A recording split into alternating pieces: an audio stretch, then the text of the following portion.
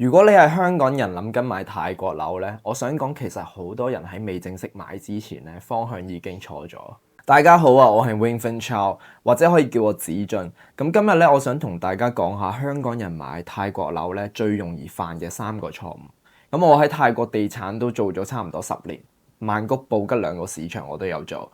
咁而我見得最多通常都係以下3個錯誤。咁呢3個位咧，如果你一開始冇搞清楚嘅話咧，之後你再睇更多嘅樓盤，都只係會越睇越亂。第一個錯誤，淨係睇價錢。咁好多客戶咧一開始揾我咧就係第一句問：喂 Wingfield 邊個盤最平啊？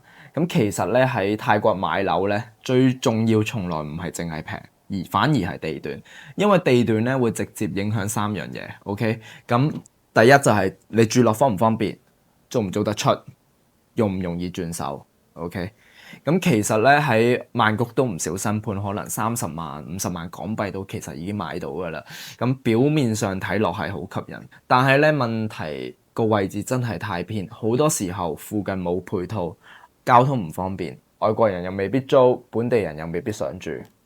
咁我其中有一個客人去第一套嘅曼谷嘅房啦，大概120萬泰銖，咁價錢真係非常之平。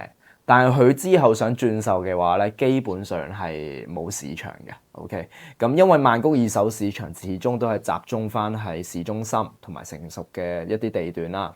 咁所以我都會同自己客人講，你揀咗地段先，之後喺呢一個區域揾一個性價比最高嘅一個樓。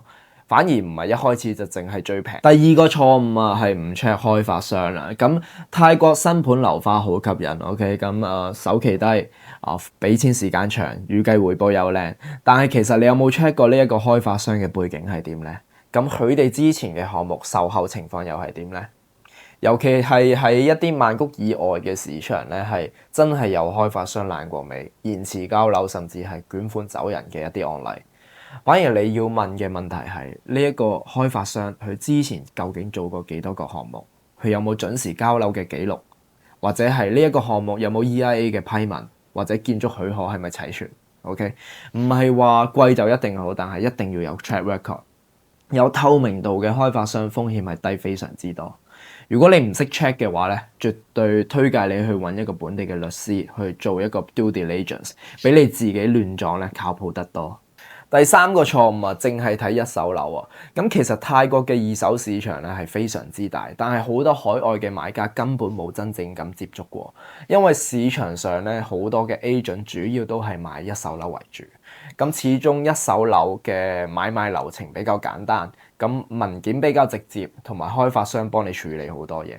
反而係二手樓作為一個 agent，你係需要可能泰國本地嘅一個團隊啦，甚至係律師去幫客戶做合同啊、過戶等等。咁所以好多 agent 咧直接唔會掂二手市場。但係二手樓咧其實好多時係有地段更好、面積更大、實用性更高，而且價錢往往比同區新盤平好多。舉個例子啦，其實而家曼谷市中心咧都好多新盤一房，可能價錢都差唔多500-600萬泰銖左右啦。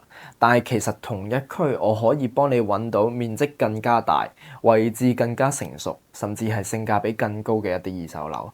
但係當然啦，樓齡咧就未必咁新啦。但係如果你係重視實用性、空間同埋投資回報嘅話咧，其實二手市場真係好多筍盤。所以我自己帶客睇樓嘅時候咧，通常都唔會話淨係睇一手樓，我會用一手同二手一齊比較，睇完先去決定。睇下邊個真正適合你，咁咧就差唔多啦。咁記住呢3點，地點先於價錢，開發商背景一定要 check， 一手二手樓都要睇。咁方向啱咗啦，先係真正買得精。如果你有任何問題嘅話咧，歡迎喺下面留言或者直接聯繫我，我會免費幫你做一個分析。咁我哋下次見。